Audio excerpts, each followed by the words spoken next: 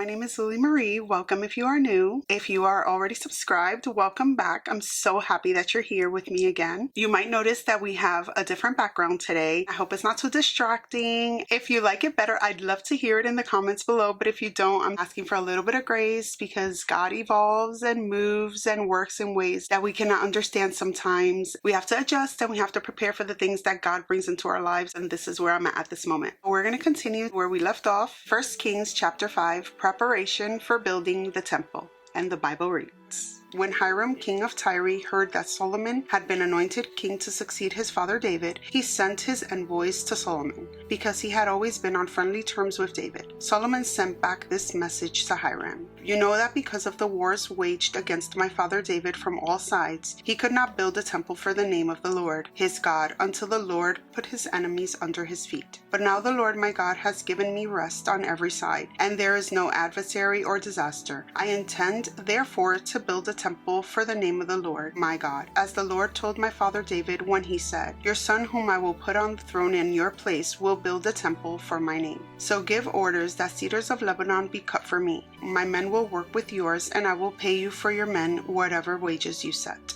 You know that we have no one so skilled in felling timber as the Sidonians. When Hiram heard Solomon's message, he was greatly pleased and said, praise be to the Lord today, for he has given David a wise son to rule over this great nation. So Hiram sent word to Solomon, I have received the message you sent me and will do all you want in providing the cedar and juniper logs. My men will haul them down from Lebanon to the Mediterranean Sea, and I will float them as rafts by sea to the place you specify. There I will separate them and you can take them away, and you are to grant my wish by providing food for my royal household. In this way, Hiram kept Solomon supplied with all the cedar and juniper logs he wanted, and Solomon gave Hiram 20,000 cores of food for his household, in addition to 20,000 baths of pressed olive oil. Solomon continued to do this for Hiram year after year. The Lord gave Solomon wisdom, just as he had promised him. There were peace relations between Hiram and Solomon, and the two of them made a treaty. King Solomon conscripted laborers from all Israel, 30,000 men. He sent them off to Lebanon in shifts of 10,000 a month, so that they spent 1 month in Lebanon and 2 months at home. Adoniram was in charge of the forced labor. Solomon had 70,000 carriers and 80,000 stone cutters in the hills, as well as 3,300 foremen, who supervised the project and directed the workers. At the king's command, they removed from the quarry large blocks of high-grade stone to provide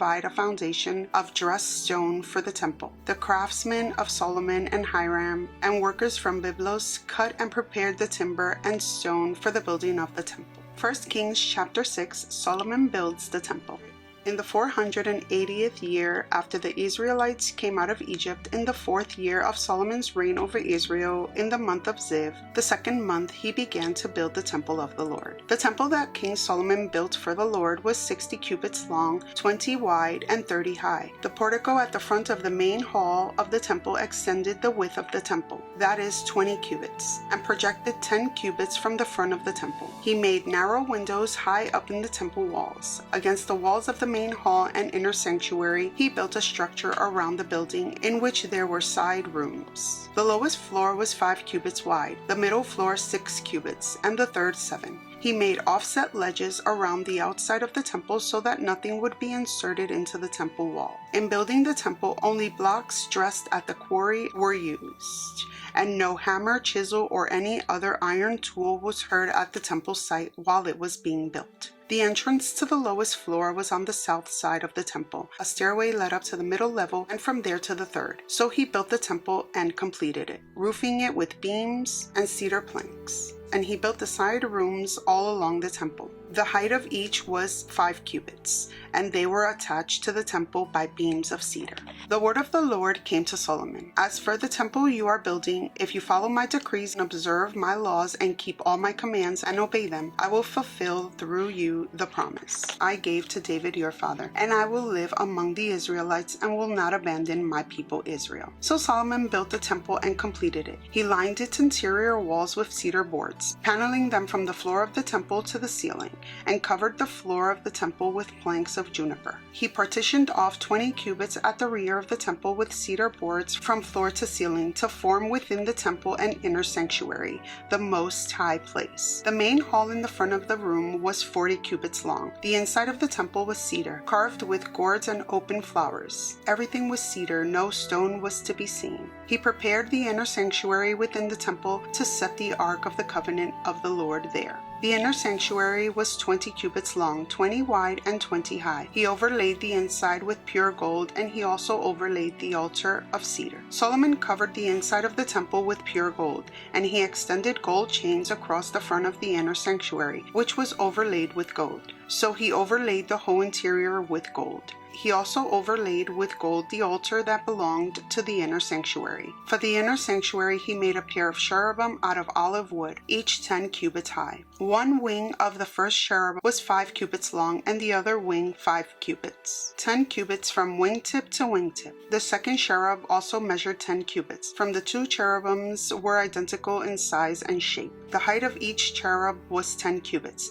He placed the cherubim inside the innermost room of the temple, with their wings spread out. The wing of one cherub touched one wall, while the wing of the other touched the other wall, and their wings touched each other in the middle of the room. He overlaid the cherubim with gold. On the walls all around the temple, in both the inner and outer rooms, he carved cherubim, palm trees, and open flowers. He also covered the floors of both the inner and outer rooms of the temple with gold. For the entrance to the inner sanctuary, he made doors out of olive wood that were 1/5 of the width of the sanctuary, and on the two olive wood doors he carved cherubim, palm trees, and open flowers, and overlaid the cherubim and palm trees with hammered gold. In the same way, for the entrance to the main hall, he made door frames out of olive wood that were 1/4 of the width of the hall. He also made 2 doors out of juniper wood, each having 2 leaves that turned in sockets. He carved cherubim, palm trees, and open flowers on them and overlaid them with gold, hammered evenly over the carvings. And he built the inner courtyard of 3 courses of dressed stone and 1 course of trimmed cedar beams. The foundation of the temple of the Lord was laid in the 4th year, in the month of Ziv.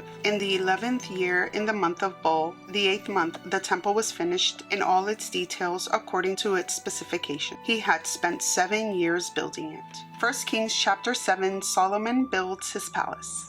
It took Solomon 13 years, however, to complete the construction of his palace. He built the palace of the forest of Lebanon, 100 cubits long, 50 wide, and 30 high, with 4 rows of cedar columns supporting trimmed cedar beams. It was roofed with cedar above the beams that rested on the columns, 45 beams, 15 to a row. Its windows were placed high in sets of 3 facing each other. All the doorways had rectangular frames. They were in the front part in sets of 3, facing each other. He made a colonnade 50 cubits long and 30 wide. In front of it was a portico, and in front of that were pillars and an overhanging roof. He built the throne hall, the hall of justice, where he was to judge, and he covered it with cedar from floor to ceiling. And the palace in which he was to live, set further back, was similar in design. Solomon also made a palace like this hall for Pharaoh's daughter, whom he had married. All these structures, from the outside to the great courtyard and from foundation to eaves, were made of blocks of high-grade stone cut to size and smoothed on the inner and outer faces. The foundations were laid with large stones of good quality, some measuring 10 cubits and some 8. Above were high-grade stones cut to size and cedar beams.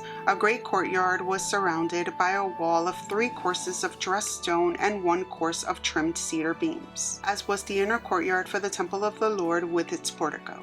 The temple's furnishings. King Solomon sent to Tyre and bought Huram, whose mother was a widow from the tribe of Naphtali, and whose father was from Tyre and a skilled craftsman in bronze. Huram was filled with wisdom, with understanding, and with knowledge to do all kinds of bronze work. He came to King Solomon and did all the work assigned to him. He cast 2 bronze pillars, each 18 cubits high and 12 cubits in circumference. He also made 2 capitals of cast bronze to set on the top of the pillars. Each capital was 5 cubits high. A network of interwoven chains chains adorned the capitals on top of the pillars, 7 for each capital. He made pomegranates in 2 rows, encircling each network to decorate the capitals on top of the pillars. He did the same for each capital. The capitals on top of the pillars in the portico were in the shape of lilies, 4 cubits high. On the capitals of both pillars, above the bowl-shaped part next to the network, were the 200 pomegranates in rows all around. He erected the pillars at the portico of the temple. The pillar to the south he named Jachin, and the one to the north Boaz. The capitals on top were in the shape of lilies, and so the work on the pillars was completed.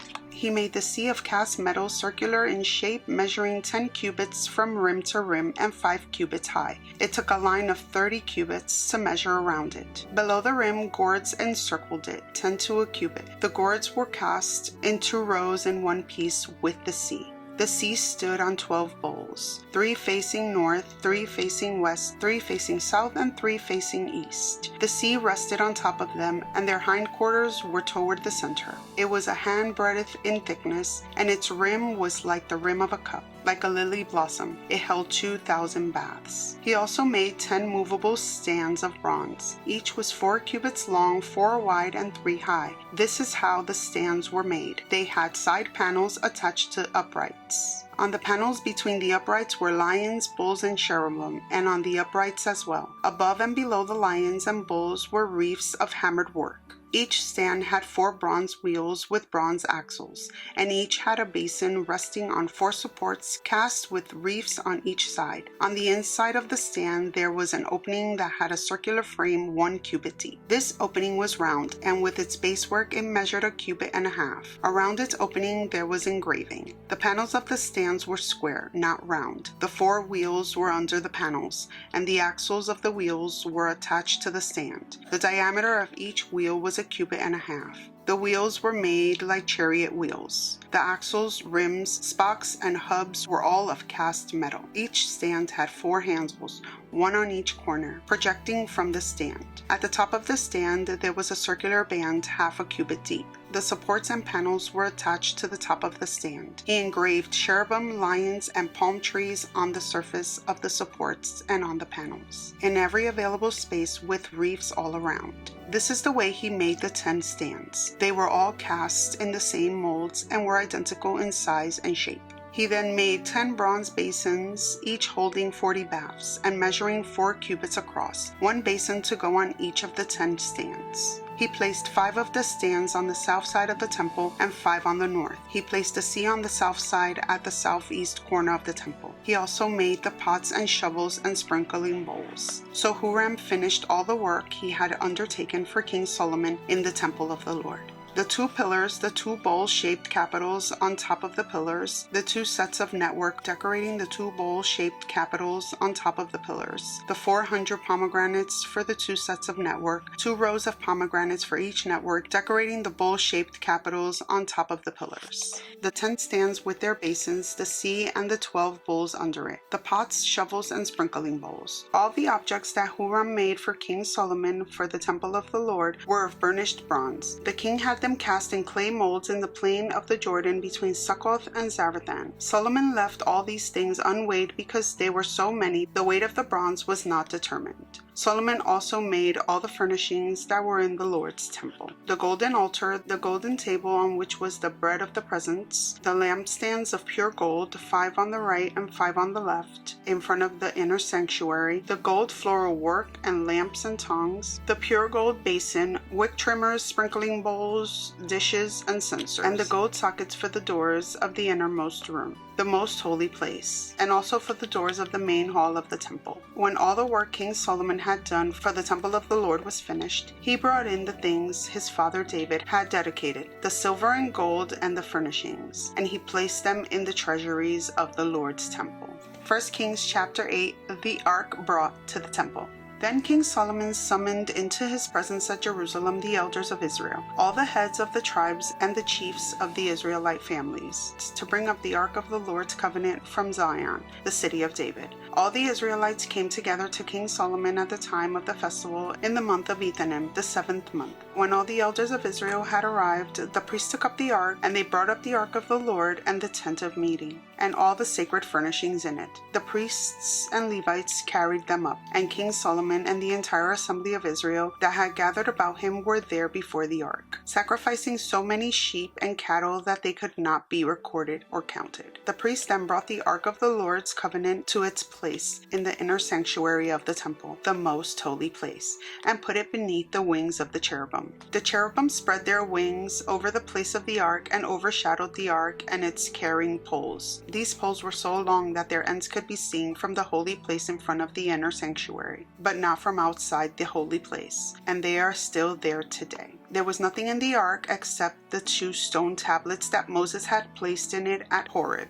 where the Lord made the covenant with the Israelites after they came out of Egypt. When the priests withdrew from the holy place, the cloud filled the temple of the Lord, and the priests could not perform their service because of the cloud, for the glory of the Lord filled his temple. Then Solomon said, "The Lord has said that he would dwell in a dark cloud. I have indeed built a magnificent temple for you, a place for you to dwell forever." While the whole assembly of Israel was standing there, the king turned around and blessed them. Then he said, "Praise be to the Lord, the God of Israel, who with his own hand has fulfilled what he promised with his own mouth to my father David. For he said, 'Since the day I brought my people Israel out of Egypt, I have not chosen a city in any tribe of Israel to have a temple built, so that my name might be there. But I have chosen David to rule my people Israel. My father David had it in his heart to build a temple for the name of the Lord, the God of Israel. But the Lord said to my father David, "You did well to have it in your heart to build a temple for my name. Nevertheless, you are not the one to build the temple. For your son, your own flesh and blood, he is the one who will build the temple for my name.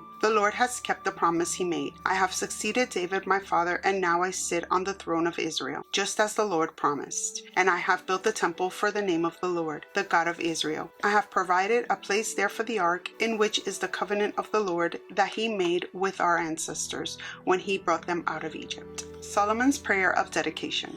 Then Solomon stood before the altar of the Lord in front of the whole assembly of Israel, spread out his hand toward heaven, and said, "Lord, the God of Israel, there is no God like you in heaven above or on earth below. You who keep your covenant of love with your servants who continue wholeheartedly in your way. You have kept your promise to your servant David my father. With your mouth you have promised, and with your hand you have fulfilled it, as it is today. Now, Lord, the God of Israel, keep for your servant David my father the promise you made to him when you said, 'You shall never fail to have a successor to sit before me on the throne of Israel.' If only your descendants are careful in all they do to walk before me faithfully as you have done. And now, God of Israel, let your word that you promised your servant David my father come true. But will God really dwell on earth? The heavens, even the highest heaven, cannot contain you, how much less this temple I have built. Yet give attention to your servant's prayer and his plea for mercy, Lord my God. Hear my cry and my prayer that your servant is praying in your presence this day. May your eyes be open toward this temple night and day, this place of which you said, 'My name shall be there,' so that you will hear the prayer your servant prays toward this place. Hear the supplication of your servant and of your people Israel when they pray toward this place. Hear from heaven your dwelling place, and when you hear, forgive. When anyone wrongs their neighbor and is required to take an oath, and they come and swear on the oath before your altar in this temple, then hear from heaven and act. Judge between your servants, condemning the guilty by bringing down on their heads what they have done, and vindicating the innocent by treating them in accordance with their innocence. When your people Israel have been defeated by an enemy because they have sinned against you, and when they turn back to you and give praise to your name, praying and making supplication to you in this temple, then hear from heaven and forgive the sin of your people Israel, and bring them back to the land you gave to their ancestors. When the heavens are shut up and there is no rain because your people have sinned against you, and when they pray toward this place and give praise to your name and turn from their sin because you have afflicted them, then hear from heaven and forgive the sin of your servants, your people Israel. Teach them the right way to live, and send rain on the land you gave your people for an inheritance. When famine or plague comes to the land, or blight or mildew, locust or grasshoppers, or when an enemy besieges them in any of their cities, whatever disaster or disease may come, and when a prayer or plea is made by anyone among your people Israel, being aware of the afflictions of their own hearts, and spreading out their hands toward this temple, then hear from heaven, your dwelling place, forgive and act. Deal with everyone according to all they do, since you know their hearts, for you alone know every human heart, so that they will fear you all the time they live in the land you gave our ancestors. As for the foreigner who does not belong to your people Israel, but have come from a distant land because of your name, for they will hear your great name and your mighty hand and your outstretched arm. When they come and pray toward this temple, then hear from heaven your dwelling place. Do whatever the foreigner asks of you, so that all the people of the earth may know your name and fear you, as do your own people Israel, and may know that this house I have built bears your name. When your people go to war against their enemies, whenever you send them, and when they pray to the Lord toward the city you have chosen and the temple I have built for your name, then hear from heaven their prayer and their plea, and uphold their cause. When they sin against you, for there is no one who does not sin, and you become angry with them and give them over to their enemies, who take them captives to their own lands, far away or near, and if they have a change of heart in the land where they are held captive, and repent and plead with you in the land of their captors, and say, we have sinned, we have done wrong, we have acted wickedly, and if they turn back to you with all their heart and soul in the land of their enemies who took them captive, and pray to you toward the land you gave their ancestors, toward the city you have chosen and the temple I have built for your name, then from heaven your dwelling place hear their prayer and their plea, and uphold their cause. And forgive your people who have sinned against you, forgive all the offenses they have committed against you, and cause their captors to show them mercy. For they are your people and your inheritance, whom you brought out of Egypt, out of the iron smelting furnace. May your eyes be open to your servant's plea and to the plea of your people Israel, and may you listen to them whenever they cry out to you. For you singled them out from all the nations of the world to be your own inheritance, just as you declared through your servant Moses when you, sovereign Lord, brought our ancestors out of Egypt. When Solomon had finished all these prayers and supplications to the Lord, he rose from before the altar of the Lord, where he had been kneeling with his hands spread out toward heaven. He stood and blessed the whole assembly of Israel in a loud voice, saying, Praise be to the Lord, who has given rest to his people Israel, just as he promised. No one word has failed all of the good promises he gave through his servant Moses. May the Lord our God be with us as he was with our ancestors. May he never leave us nor forsake us. May he turn our hearts to him, to walk in obedience to him and keep his commands, decrees, and laws he gave our ancestors. And may these words of mine, which I have prayed before the Lord, be near to the Lord our God day and night, that they may uphold the cause of his servant and the cause of his people Israel according to each day's need, so that all the peoples of the earth may know that the Lord is God and that there is no other. And may your hearts be fully committed to the Lord our God, to live by his decrees and obey his commands as at this time. The dedication of the temple. Then the king and all Israel with him offered sacrifices before the Lord. Solomon offered a sacrifice of fellowship offerings to the Lord, 22,000 cattle and 120,000 sheep and goats. So the king and all Israel dedicated the temple of the Lord. On that same day the king consecrated the middle part of the courtyard in front of the temple of the Lord, and there he offered burnt offerings, grain offerings, and the fat of the fellowship offerings, because the bronze altar that stood before the Lord was too small to hold the burnt offerings, the grain offerings, and the fat of the fellowship offerings. So Solomon observed the festival at that time, and all Israel with him, a vast assembly, people from Lebo Hamath to the Wadi of Egypt. They celebrated it before the Lord our God for 7 days and 7 more days, 14 days in all. On the following day he sent the people away. They blessed the king and then went home, joyful and glad in heart, for all the good things the Lord had done for his servant David and his people Israel. We're going to pause our reading here for today. Thank you so much for joining me and being here and devoting this time to the Lord. I pray that you subscribe, share these videos, and I'll see you in my next one. Many blessings to you. Bye.